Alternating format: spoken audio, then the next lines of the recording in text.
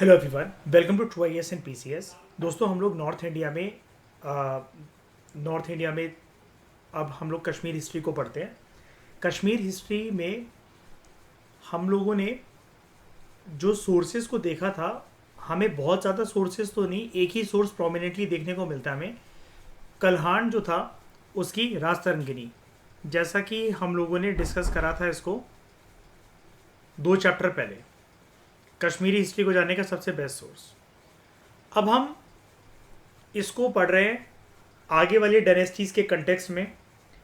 आगे रूलर्स जो थे, जो 13th सेंचुरी 12th सेंचुरी की जो एंडिंग थी, उस टाइम पर हम लोग पढ़ने जा रहे हैं कश्मीरी हिस्ट्री को। ठीक है, तो राजतरंगिनी में जो कि हमें एक इतिहास बताता कश्मीर का, जिसको कल्हान ने लिखा था in the mid 12th century. उसमें बोला गया कि कश्मीर की जो वैली थी, it was formerly a lake. पहले सिर्फ एक ये लेक थी। तो according to Hindu mythology, lake was drained by great rishi और sage Kashyap, son of Marichi, who in his turn was the son of Brahma. अब इन्होंने करा क्या, ये जो बारामूला हिल्स हैं कश्मीर में, वहां पर उन हिल्स को काटा गया। Cutting the gap in the hills at Baramulla, या जिसको बरहामूला भी बोला जाता है। When Kashmir had been drained, जब पूरा का पूरा वो पानी से भर गया था, तो Kashyap asked Brahmins to settle there, and this Kashmir valley was settled by Hindus in the initial phases. और यही आगे चलकर कौन बनते हैं सबसे बड़ा इशू कश्मीर का? शाबाश, कश्मीरी पंडित्स। जो कश्मीर का जो किंगडम था, it is considered as a beautiful kingdom. It was for a long time a forbidden land for all the outsiders. बाहर के लोग यहां पर नहीं आ सकते थे।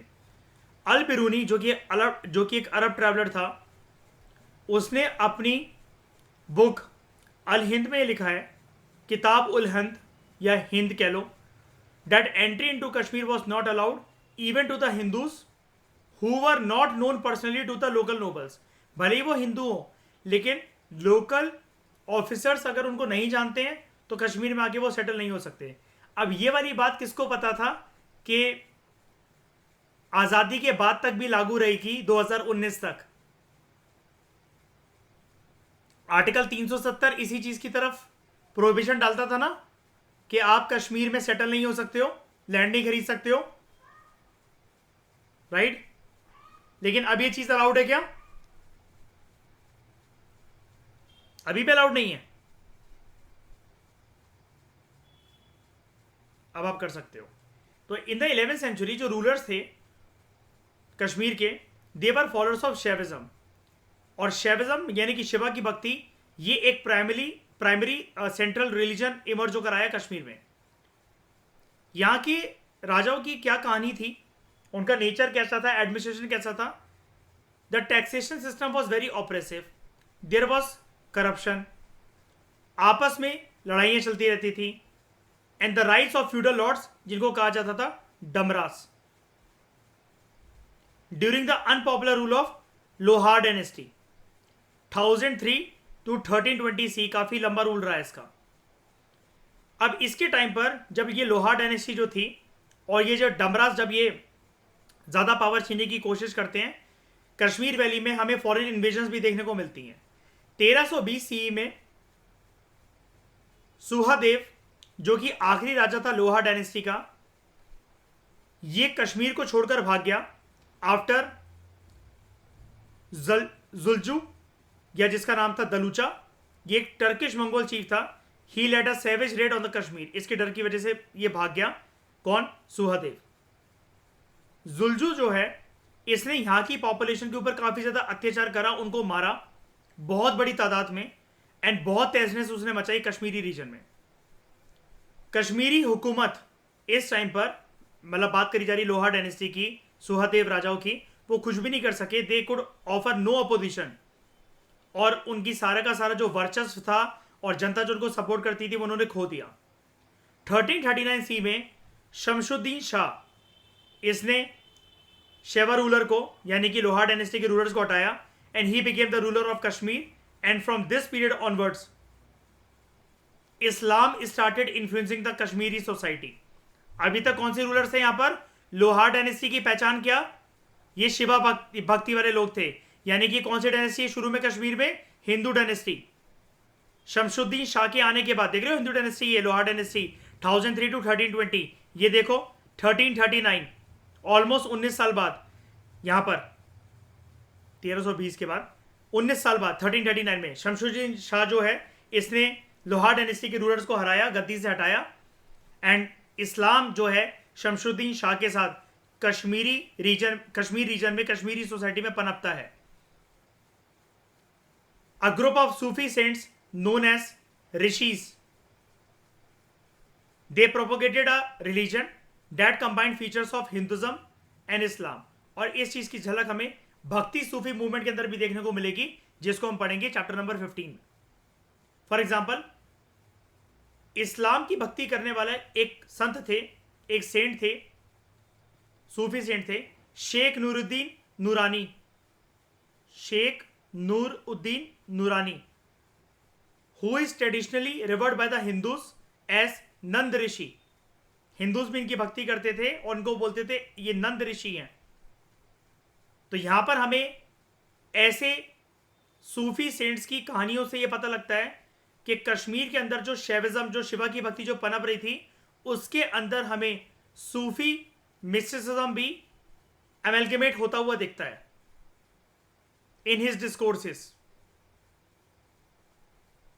यानी कि कल्हान की हिस्ट्री में, रास्ता रंगिनी में इसकी झलक भी है. तो 14th सेंचुरी में under the influence of Sufi cents like नूरानी, शेख नूरुद्दीन नूरानी की बात हो रही है यहां पर, इस्लाम जो है it became the dominant religion in Kashmir. शुरू में कश्मीर जो था वो कौन से रिलीजन की चपेट में था? रूलर्स कैसे थे? हिंदू रूलर्स थे. किसके आने से यहां पर इस्लाम जो है वो पनपा? शमशुद्दीन शाह. तो शमशुद्दीन शाह मीर इसका पूरा नाम था. 1339 to 1342 सी ये फाउंडर था. किसका? इसने अपने नाम पर एक डायनेस्टी फाउंड करी, Shah Miri dynasty. And he was the first Muslim ruler of Kashmir. Important है ये वाली बात. उसके बाद सिकंदर शाह 1389 to 1413 सी. जितने भी बाकी सुल्तान आए शमशुद्दीन शाह मीर के बाद, from 1354 to 1470 C, they were tolerant of other religions. But ये तो सुल्तान सिकंदर जो शाह था, he was an exception who was more of an iconoclast. यानी कि इस्लाम के अलावा या अपने धर्म के अलावा किसी और को टॉलरेट नहीं कर सकता था. he imposed taxes on non-Muslims, forced conversion to Islam, and he earned the title Badshikan for destroying the idols. अब राज्य जो था इसके अंतर्गत सिकंदर शाह रूलर के अंतर्गत देवर इनकरेजिंग इस्लाम. और यहां पर इस चीज को बढ़ावा देते देते कि इस्लाम सबको अडॉप्ट करना चाहिए. The state encouragement to Islam took an extreme turn during his reign as he issued an order कि जितने भी यहां पर हिंदूज हैं, स्पेशली ब्राह्मण जो कि इसके किंगडम में रह रहे हैं, उनको इस्लाम को अपनाना चाहिए, अदरवाइज किंगडम छोड़ के चले जाओ, कश्मीर रीजन को छोड़ के चले जाओ. ऐसा माना जाता है. These orders were issued at the instance of his minister. Suha Bhatt ने इसको ये एडवाइस करा था, who was earlier a Hindu but बाद में वो इस्लाम में कन्वर्ट हो गया था. And was bent on harassing his former co religious. यानी कि वो हिंदू लोगों से खफा था, इस्लाम में इसलिए कन्वर्ट हो गया था. और जो हिंदू लोग थे, इसलिए इनको बोला जा रहा है को रिलीजियस, यानी कि जो हिंदू लोग थे उसके जो हिंदू भाई थे, मतलब सगे भाई की बात नहीं हो रही, धर्म के कंटेक्स्ट में मैं बात कर रहा हूं कि जो हिंदू भाई थे वो उनके द्वारा अत्याचार को सहन कर चुका था, इसलिए वो इस्लाम में कन्वर्ट हो गया था. और इसलिए वो नहीं चाहता था कि हिंदू लोग कभी खुश रहें कश्मीर रीजन में. सिकंदर शाह की मृत्यु के बाद इसका जो बेटा था अली शाह, वो गद्दी पर आता है from 1413 to 1419 C. And after some years his brother Shah Khan ascended the throne under the title of Zain Uddin Abidin. Zain ul Abidin. अब हम बात करते हैं इसके बारे में Zain ul Abidin 1420 to 1470 C. He is known as Bud Shah the great sultan and as Akbar of Kashmir. Important है ये, जो कि काफी ज्यादा दयालु और दान पुण्य करने वाला सुल्तान माना जाता है. काफी ज्यादा लिबरल था और पढ़ा लिखा रूलर था. जो भी नेगेटिव चीजें चल रही थी यहां पर, या इस्लाम को एक कट्टर धर्म बनाकर या कट्टरता के साथ इस्लाम को अडॉप्ट करने की कोशिश कर रही थी, इसने इन सारे डिसीजंस को रिवर्स कर दिया. सारे डिसीजंस को रिवर्स कर दिया इसने, जो कि इसके भाई जो कि इसके चाचा सिकंदर शाह ने यहां पर इंप्लीमेंट करे थे. And brought back all the non Muslims, जो कि कश्मीर को छोड़कर गए थे, क्योंकि सिकंदर शाह के टाइम पर उसने एक चॉइस दी थी, याद है, या तो इस्लाम को अडॉप्ट करो या किंगडम छोड़ के चले जाओ. अब दूसरे धर्म को अपनाना इतना आसान तो होता नहीं, तो लोगों ने कहा कोई बात नहीं, हम धर्म तो चेंज नहीं करेंगे, हम मांस का सेवन तो नहीं करेंगे, हम कश्मीर छोड़ के चले जाते हैं. लेकिन जब ये जैन उल अबदीन जब ये गद्दी पर आता है, तब ये दोबारा उन रूठे हुए नॉन मुस्लिम्स को मनाता है और वापस उनको बोलता है कि तुम कश्मीर में आकर सेटल हो सकते हो, कोई कट्टर व्यवहार तुम्हारे साथ नहीं होगा और कोई तुम्हारे ऊपर बंदिश नहीं है कि तुम इस्लाम को अडॉप्ट करो. He allowed the freedom to revert back to Hinduism. जितने लोगों को कन्वर्ट करा गया था अंडर प्रेशर कि तुम दोबारा हिंदुज्म में कन्वर्ट हो सकते हो. ही इवन रिस्टोर्ड देयर लिबर्टीज. जिजिया, जो कि पिलग्रिमेज टैक्स था, इसने इसको अबॉलिश कर दिया. और गाय को जो काटा जाता था बेरहमी के साथ, और जो बीफ खाया जाता था, इसने इन सभी एक्टिविटीज पर प्रतिबंध लगा दिया. जैसा कि हमें हिस्टोरियन अबू फैजल बताता है, more than 100 years later Kashmir had 150 majestic temples. और ये जैन उल अबदीन के टाइम पर ही बने. अगर सिकंदर शाह यहां पर होता तो ये मंदिर क्या बनवाने देता? क्या नहीं बनवाने देता, बड़ा कट्टर था. And it is most likely that they must have been restored under Zain Uddin Abidin. Hindus जो थे, they occupied many high offices in his government. For example, Shri Bhatt, ये मिनिस्टर था of justice and he was a court physician as well, doctor भी था यहां पर. Even Zain ul Abidin first two queens were Hindus. इसकी जो रानियां थी वो हिंदू थी, being the daughters of raja of Jammu, जो कि एक हिंदू राजा था. हालांकि इतना अच्छा वॉरियर तो नहीं था, लेकिन फिर भी मंगोल इन्वेजन जब लद्दाख में हुई थी एक बारी, इसने उसको डिफीट करा था, मंगोल रूलर्स को, उस इन्वेजन को रोका था. He conquered the Baltistan area. उस टाइम पर उसको बोला जाता था Tibbat i Khurd and kept control over Jammu, Rajouri etcetera, and thus unified the Kashmiri kingdom. आपको पता ना, रजौरी एक बहुत फेमस डिस्ट्रिक्ट है कश्मीर रीजन की.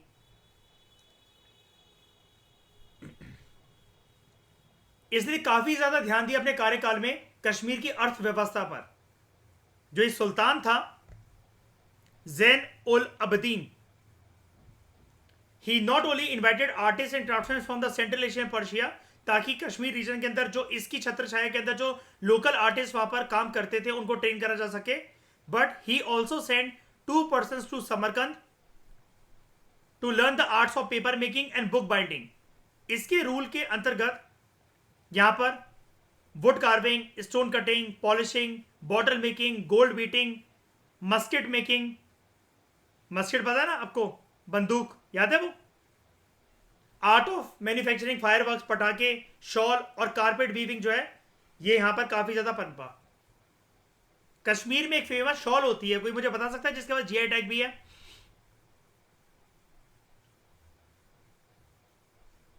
पश्मीना शॉल. और कश्मीर के अंदर एक चीज उगती है, वहां पर टेम्परेचर कंडीशंस काफी ज्यादा फेवरेबल होती है, जिसको दूध में मिलाकर कई लोग पीते हैं. क्या होता है वो? सैफरन, केसर. ओके, कश्मीर के अंदर उसकी प्रोडक्शन काफी ज्यादा होती है ना. हमारे देश में सबसे ज्यादा कश्मीर में ही होती है सैफरन की खेती. पता है आप लोगों को ये वाली बात? ठीक है, ज्योग्राफी में हम और डिटेल में पढ़ेंगे इसको. तो he contributed to the agricultural development of Kashmir. बांध बनाकर, डैम्स बनाकर, कैनाल्स बनाकर, and he initiated the maintenance of agricultural records also. Aggregated record में किसका जमीन किसकी है, जमीन का पट्टा मेंटेन करवाने से शुरू करा। तो during the time of famine, जब अकाल वहां पर पड़ जाता था, सूख जाता था सब कुछ, और कुछ प्राकृतिक आपदाएं आती थी, तो रिलीफ दी जाती थी लोगों को इन टर्म्स ऑफ फार्मर्स को, किसानों को, in terms of loans and grains and fodder was provided to the peasants. He also introduced reforms in the currency, market control and fixed the price of the commodities. सुल्तान जो था, he also subsidized the imports of the commodities that were scarce in the state. For example, नमक की जो किल्लत कश्मीर में जो थी, अब कश्मीर में नमक तो हो नहीं सकता, नमक होने के लिए बगल में क्या होना चाहिए उस रीजन में, जल्दी बताओ, लेक होनी चाहिए, सॉल्ट वाटर लेक होनी चाहिए, बिल्कुल सही कह रहे हो मयूर। तो he imported salt from Ladakh and helped the traders in every possible way. He got built Zenalanka, the artificial island in the Vular Lake, on which he built his palace and mosque. Zenalanka.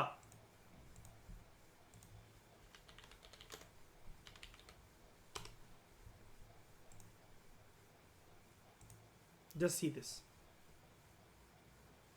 Vular Lake के ऊपर इस तरह के structures, इस तरह के castle आपको पता होगा। इंग्लैंड में जो नाइट्स होते थे, जो यूके में, जो ब्रिटेन में, ग्रेट ब्रिटेन में जब नाइट्स होते थे, वो अपने कैसल्स, नोबल वगैरह या किंग और क्वीन ऐसे डेवलप करते हैं समुद्र के बीचों बीच में। आपको पता होगा, कभी अपने स्ट्रक्चर देखे होंगे ऐसे। दुबई में भी, लेकिन मैं पर्टिकुलरली जैसे मैंने इंग्लैंड के अंदर देख रखे हैं कैसल जैसे होते हैं ना, वो बीचों बीच में पानी के इर्द गिर्द वो बनवा लेते हैं, जहां पर सोलो जाकर सिर्फ आप ही रह सकते हो, आपके ये वो अड्डा है ना। तो he got built Zainalanka, the artificial island in the Wular lake, जहां पर इसने अपना पैलेस, अपना मॉस्क जो है, मस्जिद जो है, यहां पर डेवलप करवाया, और यही है वो जगह ज़ेनालंका या ज़ाइनालंका, कुछ भी कह लो, आपकी मर्जी, ठीक है। He also founded the towns of Zainagir, Zainakot and Zainapur. अब ये क्वेश्चन आ सकता है आपको, एक ऐसी चीजें ना, ऐसे तिगड़म पूछना यूपीएससी को काफी पसंद है कि ज़ेनगिर, ज़ेनकेत और ज़ैनपुर, ये 3 टाउन्स हैं, ये किसके अंतर्गत बनवाए गए थे। और यूपीएससी अब रैंडम रूलर्स को उठाने लगा हिस्ट्री से। पूनम तलातैया को करने के बाद मैं आपको ये विश्वास दिला सकता हूं कि 99% क्वेश्चंस में आप सही आंसर मार करके आओगे, और you will be in a position to attempt that question. बस आपको रिकॉलिंग टेंडेंसी बहुत अच्छी चाहिए अपनी। मैं आपसे हमेशा ग्रुप पे भी आजकल एक ही बात कहने में लगा हूं, रिवीजन इस टाइम पर अपनी स्ट्रॉन्ग कर दो। कुछ कुछ चीज़ों का देखो, एनालिसिस तो आप जान ही जाते हो, कुछ कुछ चीज़ों को मगअप करना स्टार्ट कर दो। वो मेरे को मगअप टर्म, मैं यहाँ पर कोई एक नेगेटिव कोनोटेशन के अंदर नहीं बोल रहा हूँ, आपको वो नाम याद होने चाहिए, ठीक है, कि कहाँ पर किसकी बात हो रही है। अब अलाउद्दीन की बात हो रही है, तो अलाउद्दीन सिर्फ दिल्ली सल्तनत का रूलर नहीं है, ठीक है। या खिलजी की बात हो रही तो खिलजी सिर्फ खिलजी सल्तनत दिल्ली सल्तनत वाली नहीं है, दक्षिण भारत में भी आपको मिलेगी खिलजी सल्तनत। तो the striking feature of the Jama Masjid in Kashmir, आपने जामा मस्जिद गुजरात का देखा था, जामा मस्जिद राजस्थान में देखा था, जामा मस्जिद दिल्ली का जानते हो, अब एक जामा मस्जिद कश्मीर में। तो the striking feature of the Jama Masjid in Kashmir, it was completed by Zain ul Abidin and it is similar to Buddhist pagodas with Persian style and it also includes turrets in the architecture. याद है वो गैप स्पेसेस जहां पर कैनन्स रखी जाती थी, तो कश्मीर का जामा मस्जिद।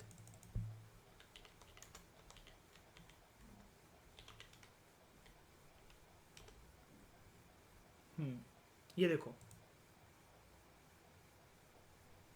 देख रहे हो किसका एमलगमेशन है यहां पर, Persian style with Buddhist monasteries. ऐसी होती ना बुद्धिस्ट मोनेस्ट्रीज टॉप से, जबकि क्या है ये मॉस्क है, मस्जिद है। कभी देखा है ऐसा मस्जिद जिसमें इस्लाम के अंदर बुद्धिस्ट एमलगमेशन देखने को आपको मिले? पूरी बुक में आपने पढ़ा है ऐसा, पूरी हिस्ट्री में आप एक एक पेज पढ़ रहे हो मेरे साथ पूनम तलातैया का, सुना आपने ये कहीं? ये सी खास बात है, अब इतनी इंफॉर्मेशन इस बारे में अवेलेबल है, तो ज़ैन उद्दीन अबदीन को मिस मत करना प्लीज, ये बहुत इंपॉर्टेंट फिगर है हिस्ट्री का, और आपको एनसीईआरटी वगैरह के बारे में मिलेगा भी नहीं। अच्छे से अच्छे धुरंधर लोग जो 6 अटेम्प्ट देकर बैठे हैं यूपीएससी का, वो भी नहीं जानते हैं ये चीज को। मैंने वेरीफाई करा अपने फ्रेंड्स के थ्रू जो इंटरव्यू तक पहुंच चुके हैं,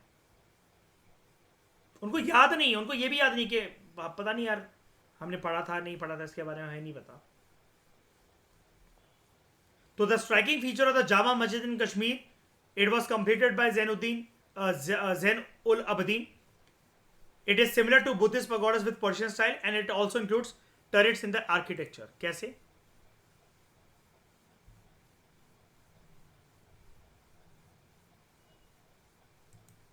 यहां पर जो टरेट्स जो इसको कहा जा रहा है ना, वो इन इंटरस्पेसिंग को कहा जा रहा है. दिस दिस दिस, ये गैप, ये गैप, ये गैप, ये गैप, ये गैप, ये सारे गैप, ये 3 गैप. ठीक है. और ये देख रहे हो आर्क. ठीक है. लेकिन डोम नहीं, ऊपर बुद्धिस्ट मोनेस्ट्री की तरह स्टाइल. देखो बुद्धिस्ट पकौड़ा. ठीक है. पर्शियन पकौड़ा. ये देखो.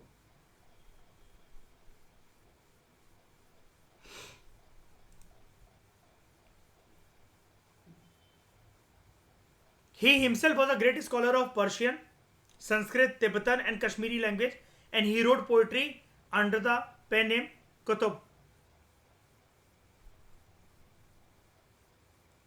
ये इसका जब ये कवि के तौर पर अपने आप को जब संबोधित करता था तो इसका ये पेन नेम था Qutub. He also gave patronage to Sanskrit and Persian scholars, और इसके सपोर्ट के थ्रू द महाभारत एंड कल्हान की जो रास्ता रंगीरी जो थी, they were translated into Persian, and many Persian and Arabic works were translated in Hindi too. इसके सपोर्ट के थ्रू महाभारत को ट्रांसलेट पर्शियन में मुगल एम्पायर के कंटेक्स्ट में एक रूलर ने और करवाया था. उस रूलर का नाम बताओ फटाफट.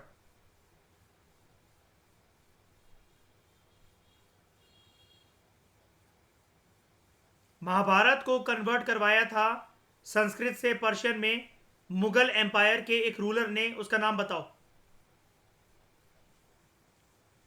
अकबर. और क्या बोला जाता था मुगल एम्पायर में महाभारत को?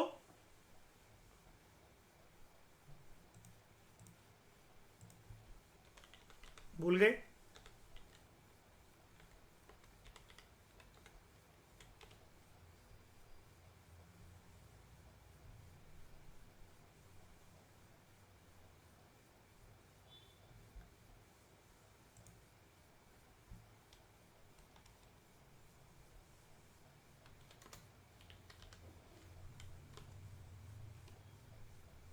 रजमनामा याद है? और यहां पर मैंने आपको बताई थी एक चीज, जैसे कि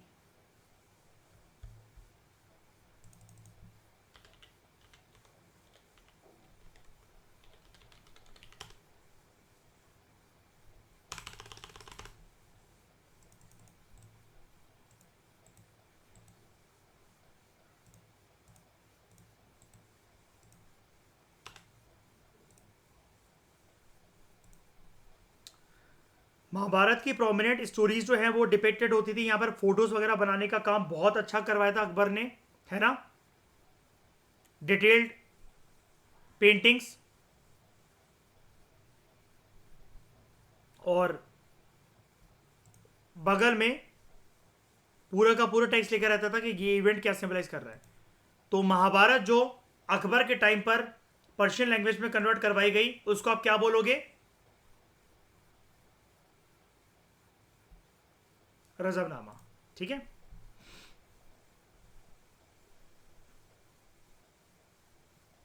He was also in touch with the leading rulers in other parts of not only India but in Asia too. After him, इसके बाद नाम मत भूलना इसका, जैन उल अबदीन के बाद जितने भी रूलर्स आए, देवर वीक रूलर्स जो कि कश्मीर की गद्दी पर बैठे.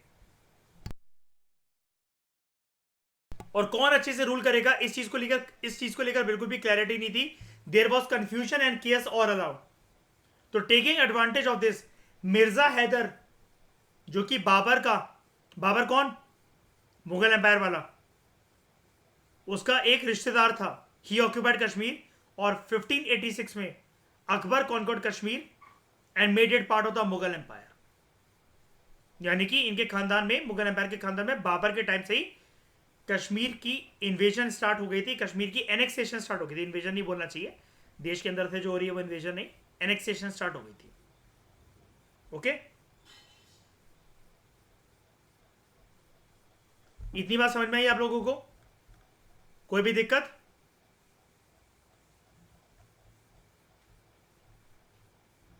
तो इस डिस्कशन में दोस्तों फिलहाल इतना ही। Thank you very much for discussion.